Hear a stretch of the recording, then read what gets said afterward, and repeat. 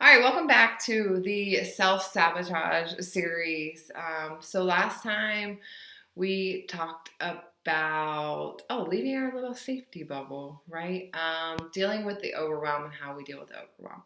So when we're talking through the self-sabotage series, we're kind of talking about things, mental blocks that stop us from reaching our goals. And so I'm doing the macro counting and kind of explaining that, but this all goes along with that. So this is also the part of a lifestyle change and those mental blocks that can kind of be in the way, stopping us from making those progress and getting those results. And so in this series, we're going to talk about the all or nothing mindset, which I can definitely relate to because I'm there all the time. I definitely have an all or nothing mentality. It is super hard to break, and I literally have to work on it every single day. So, what is an all or nothing mentality? So, I think a great example is, if I eat one cookie, why not eat the whole box? I already had one. If I can't work out for an hour, then I can't work out at all.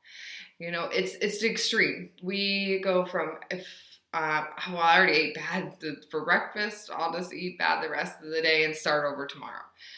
And I even fall in that mentality when it comes to doing things around the house, or if I make a to-do list, it's like, if I can't get it all done, I'm gonna forget it. I'm just not gonna do any of it. And so it can definitely jeopardize progress and definitely hinder your journey to finding results.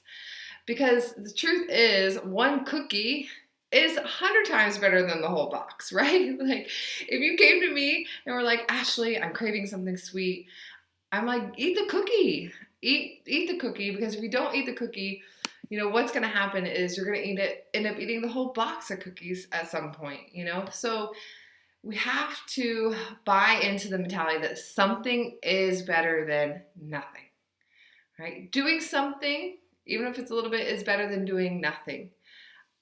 And so that's where we have to find the in between. That's extremely difficult to do because you get so caught up in the moment. And so the first step in all of this is just recognizing that mindset. So when you're in that moment and you're feeling like, oh, I got to do it all, I didn't eat well, I might as well, you're like, no, that's the thinking I need to stop. And so listening to that inner voice, turning it a little bit more inwards, and just even recognizing that you have that mindset in that given moment is step number one to recognizing the all or nothing mindset, And I find that this a lot of times even stops people from starting, because they're like, well, I can't work out. I'm not gonna have time to work out 4 times this week. Then I'll just wait till next week. And if you think about that, you're like, wait, isn't it better if I do like a couple 10-minute workouts versus not working out all week? And when I say that out loud, you're like, well, yeah, but when I was in that moment, in that mindset, that didn't even cross my mind, I didn't even consider that I could just do for 10 minutes and that would be better than not doing anything at all. And so that's that all or nothing mentality that I see a lot, even in myself. I tend to self-sabotage and buy into that same mindset. But truly, doing something is better than not doing anything at all. And so celebrating the little wins. So, when I do only eat one cookie, I'm like, yes, Ashley, you did it. Like, you didn't fall for it. You didn't give in. Or, even if it is a 5-10 minute workout, even if I just went down and walked the loop, yes, that's awesome. You're doing great today. Celebrate the little things. And that's really where you're going to make the progress, because you're going to start to see consistency. And as we build that consistency, you're going to get to the point where you want to be. But this takes the small steps. And we talked about that with overwhelm, taking those small steps, celebrating the little wins on the day-to-day, not weeks, not months, every single day. Celebrate a win. This morning and don't do this if you have all or nothing mindset. I do, and I try not to write it down anymore, but I used to just make a to-do list, right? I'd be like, I have to get everything on this list done. I used to be so disappointed because I never got everything on that list done. It was outrageous. It was like a week's worth of work for one day, And so I stopped doing that, stopped writing it down, because I was just setting myself up for disappointment, because in the end, it wasn't even realistic. So don't be an over planner, especially with that all or nothing mindset. Being an over planner is not helpful. But I still in the morning, I like, all right, I need to do dishes, I need to get laundry.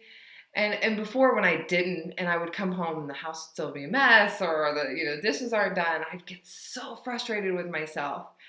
But then I realized, like, Ashley, like, you got up, you got 3 kids dressed, you got somebody to school on time. You're doing awesome. This is a great day. Like, stop, celebrate the win, enjoy the day, and stop looking at the things you didn't get done. They'll get done. You'll figure it out. We all figure out the time, and sometimes we just need some help, and that's okay. And so celebrating those wins that we have throughout the day is super important with all or nothing mindset.